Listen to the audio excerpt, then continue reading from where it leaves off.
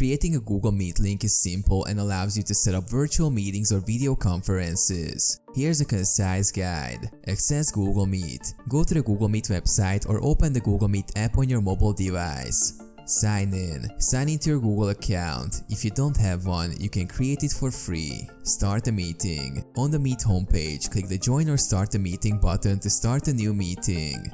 Set meeting details. You can choose to add meeting details like a meeting name or a specific date and time. This is optional but helps organize your meetings. Generate meeting link. After configuring meeting details, click the Continue or Start Now button. Google Meet will generate a unique meeting link.